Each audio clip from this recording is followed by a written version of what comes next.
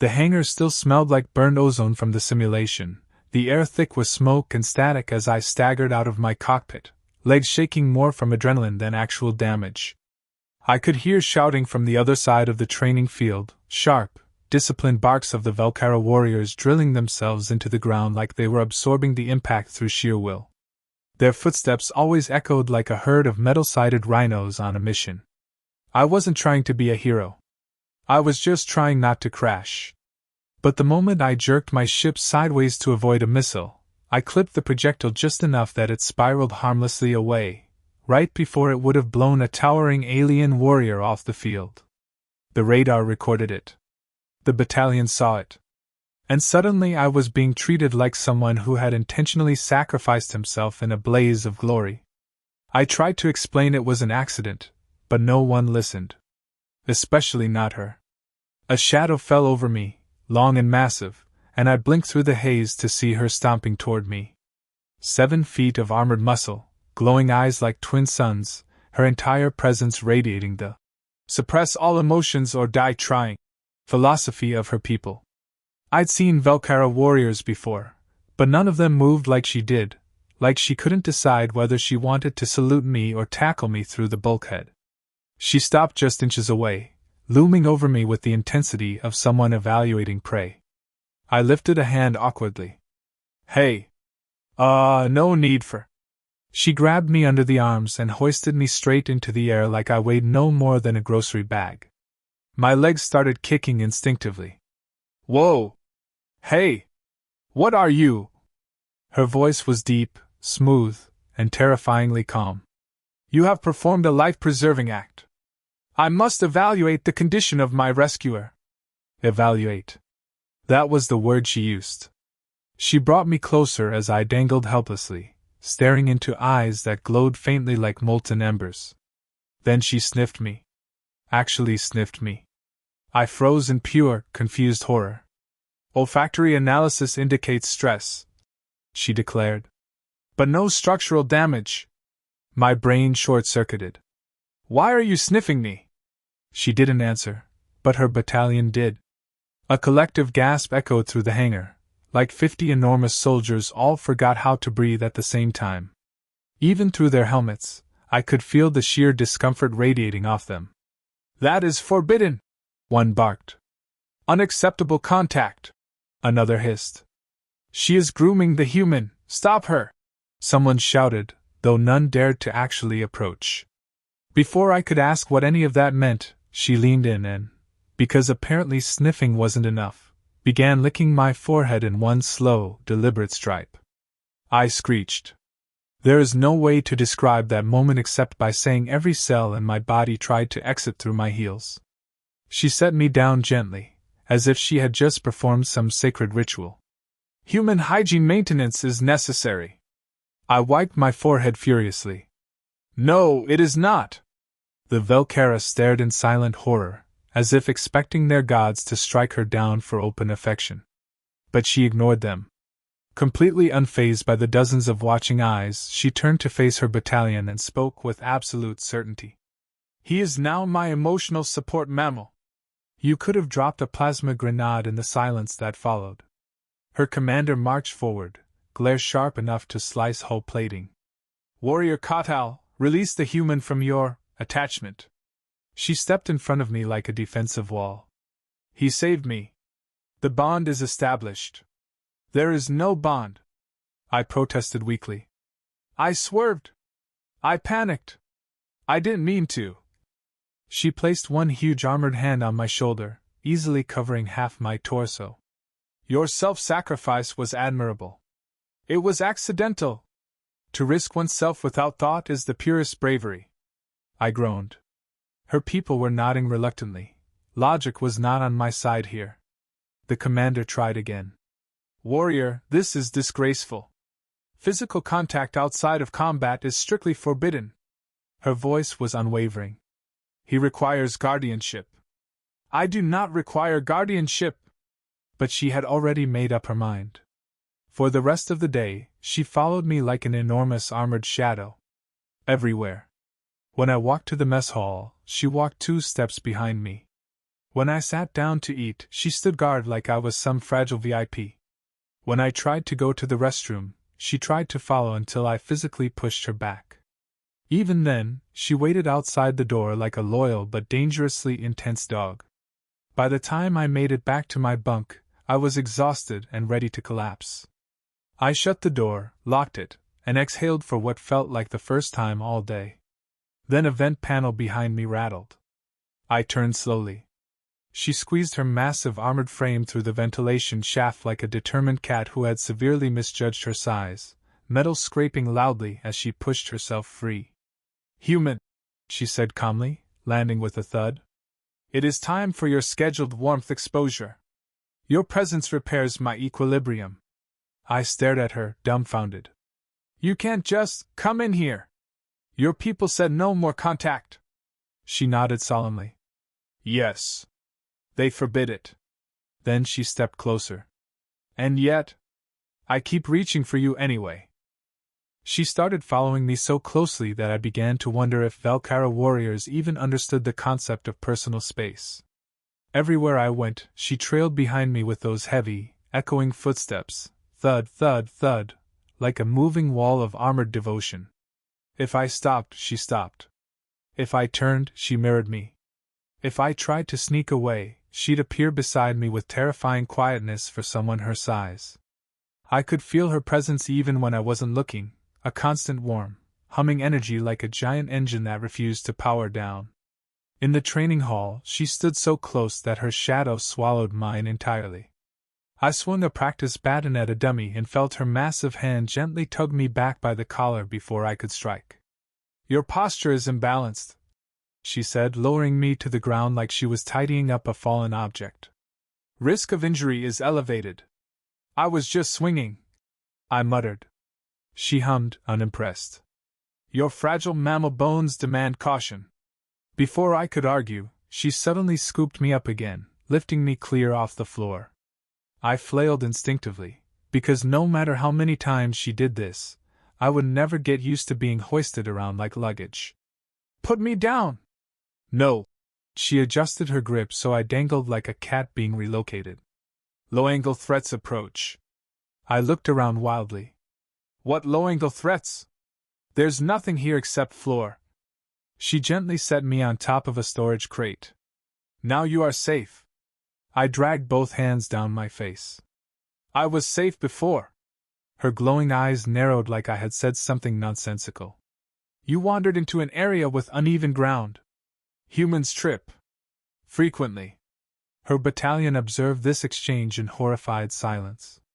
Their postures were rigid, their eyes wide behind helmet visors. One whispered to another, "She is becoming emotional." Another replied, "She must be stopped before the contagion spreads." I tried to tell her to tone it down. I really did. But every time I attempted a conversation about boundaries, it somehow made things worse. In the cafeteria, I tried to gently explain. "We don't pick each other up. Or sniff each other. Or—" She leaned down and licked my forehead again, slowly and methodically, while I squeaked in alarm. Several Velkara nearly fainted on the spot. One clutched his chest and staggered backward. Their commander slammed a fist onto the table. "Warrior Ka-Tal! Cease that grooming behavior immediately!" She ignored him. "It is necessary," she declared with complete seriousness. "His endothermic biology requires moisture regulation." "I do not require moisture regulation!" I yelped, wiping frantically. Her hand gently closed around my shoulder and guided me to sit, like I was a disobedient toddler. "Remain still. You are distressed. You think?" But the worst moment came when she decided to introduce me to the battalion. She stood before them, chest lifted proudly, voice booming through the hall. "He is my emotional support mammal." I nearly died right there. The battalion erupted into scandalized murmurs. Their commander looked like he wanted to resign on the spot. "Ka-Tal! The council forbade emotional attachments." She tilted her head. "He requires constant supervision." "No, I don't. He is small and prone to danger. I'm average-sized." He produces endearing noises when startled. That is not a compliment. Her people stared at me like I was some forbidden relic that should be sealed away in a vault, or maybe launched into space for safety. Later that day, the Velkara Council summoned her. I wasn't allowed into the meeting, but I could hear shouting through the bulkhead. Their voices were sharp, clipped, furious in their usually robotic way. Emotions destabilize discipline. Affection triggers biochemical disruption. You risk contaminating the entire battalion. When the doors opened, she walked out stiffly, her hands clenched behind her back, posture rigid with suppressed turmoil. Her glowing eyes flicked to me, warming instantly despite her attempt to hide it. They have ordered me, she said, voice too calm, to cease all affectionate contact with you. Relief washed through me, finally, some sanity. Then I saw her jaw tighten. But I cannot obey. I froze. Wait. What? She stepped toward me with the purposeful stride of someone ready to fight an entire council for the right to hold a human plushie. My equilibrium requires daily proximity. Your warmth stabilizes my inner core. That's scientifically impossible, I argued weakly. She seemed to take that as encouragement. You must undergo bonding training. Before I could flee, she grabbed me around the waist and carried me into the arena like I weighed nothing, ignoring my kicking legs and desperate complaints. The others watched in petrified silence as she deposited me onto the mat. What are we doing? I gasped, trying to catch my breath. Bonding rituals, she replied with grave seriousness. You must learn to withstand my embrace. I don't need to withstand anything. You do. She crouched, circling me like a predator preparing for affection rather than attack. Otherwise, you will break. The battalion, towering and stoic, lined the perimeter like spectators at a sacred ceremony. Not one of them dared intervene. Their commander covered his face in both hands. She lunged.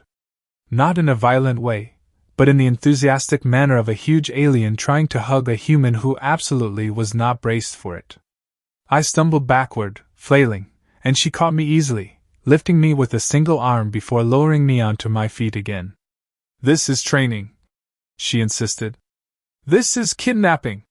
She tried again. Each time I tried to dodge, she caught me with absurd ease.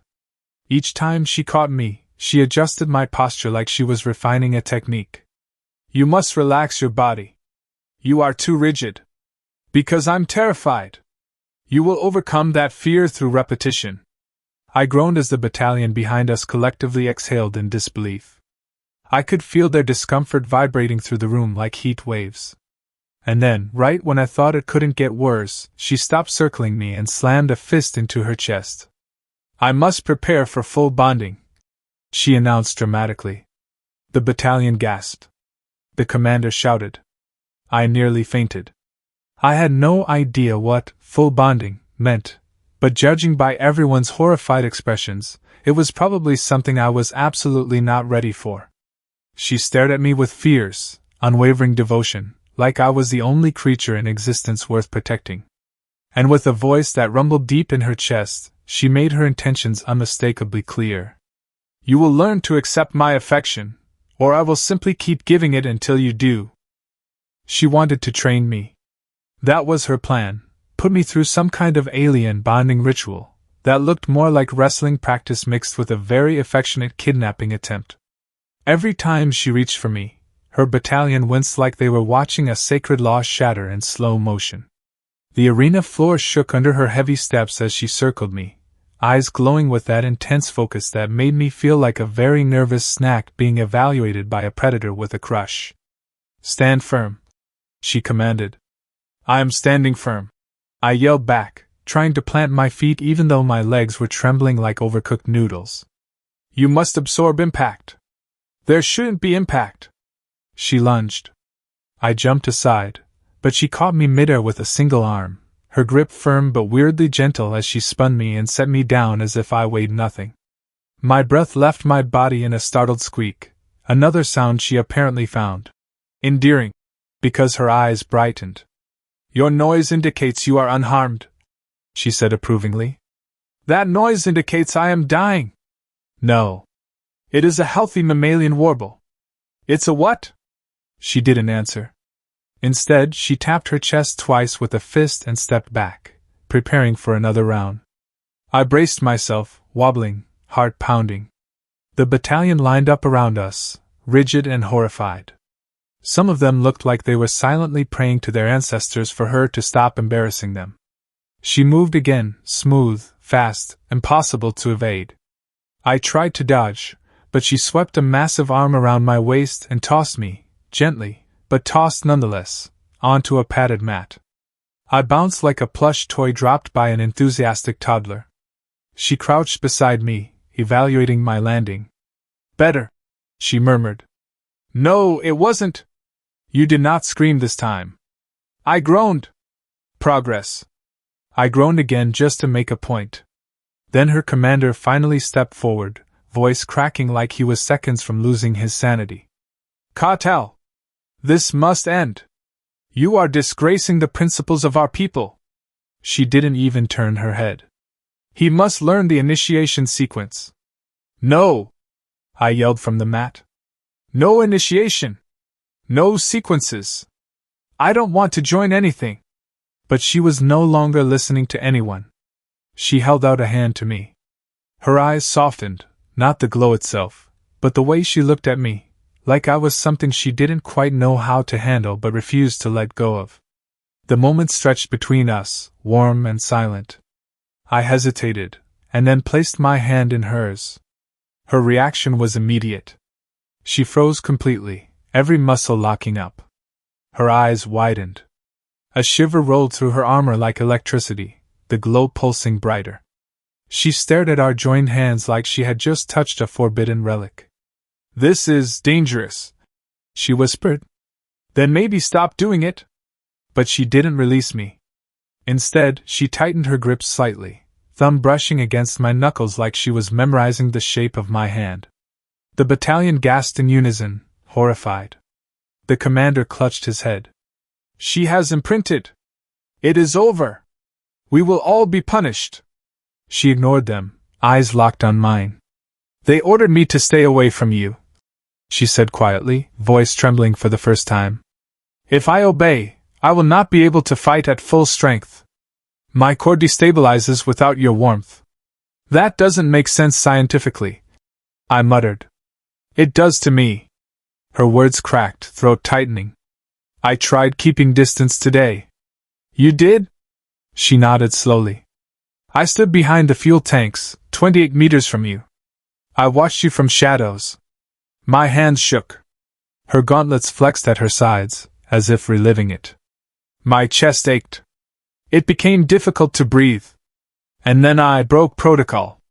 I remembered hearing metal scraping earlier in the hallway. I thought it was maintenance. It was her. I came through the vents, she admitted, ears flattening slightly. I needed proximity.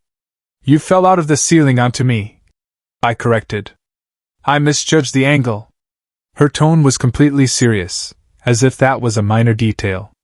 For a long moment, we just stared at each other. Her glowing eyes held so much intensity it made my chest feel strangely tight. She wasn't emotionless at all. She was overflowing with feelings she had never been allowed to express. And somehow, all of them were aimed directly at me. Before I could speak, the commander barked new orders. By decree of the council, Ka-Tal is forbidden from initiating further contact. She must cease all bonding behaviors immediately. She stepped in front of me instinctively, shielding me with her body. I refuse. The room exploded into chaos. Velkara warriors shouted, scrambling to enforce the order.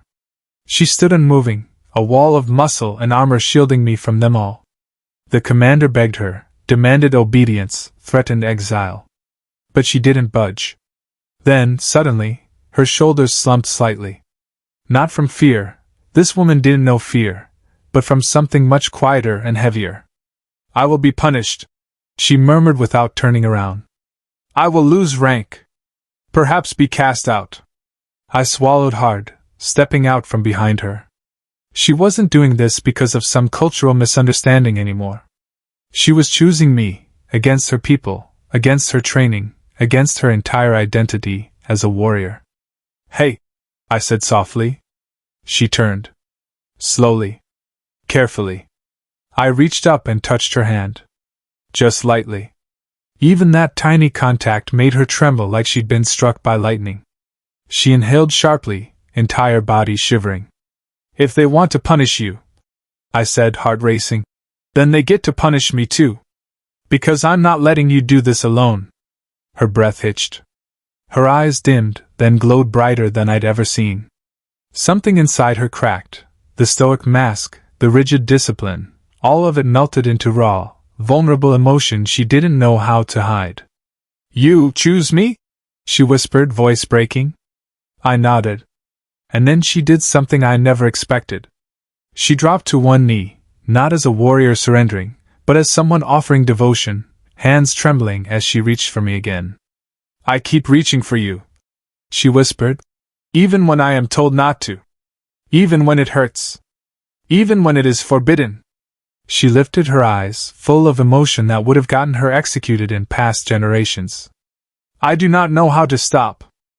The council chamber felt like stepping into the center of a storm, cold, metallic, echoing with the low hum of disapproval. They stood in a half-circle, massive and armored, their glowing eyes fixed on me like I was a dangerous contaminant leaking emotions all over their pristine floors. My boots echoed too loudly as I walked in, and for a moment I considered turning around and running straight back out. But Katal stood behind me, shoulders squared, chin lifted in fierce defiance, and that gave me enough spine to keep walking. The elders studied me with the same expression one might give a suspiciously cute creature found chewing on wiring. The oldest among them stepped forward. "Human," he said, voice as sharp as a blade. "You will explain why our warrior has developed emotional instability." I spread my hands helplessly. "I didn't mean to. I turned my ship at the wrong time, saved her by accident, and she started treating me like a therapy plushie." Silence. Heavy, judgmental silence. Katal stepped forward protectively, voice ringing like metal striking metal. "He does not insult. He clarifies. I do indeed find his presence calming." Gasps echoed around the chamber. One elder nearly dropped his ceremonial staff. "Affection," he hissed. "Blasphemy." Another pointed at me dramatically. "You have infected her with mammalian sentiment." I stepped forward before Katal could respond. "Emotions aren't infection. They're normal. Healthy. And they make us better in combat, not worse." The elders turned to stare at me like I had suggested bathing in acid. One scoffed. "Humans thrive on chaos. We thrive on discipline. Your methods are incompatible." I bit my lip, then forced myself to speak louder. "Look, I get that your culture values strength and unshakable focus. But you're not machines. You're alive. And she's alive. And she feels things, because she saved me, and I saved her, and that matters." Katal's breath caught behind me, barely audible, but full of emotion. The council murmured among themselves before announcing, "A test must be conducted. If the human believes emotions strengthen warriors, he will prove it." Katal snarled, stepping forward. "No." But it was too late.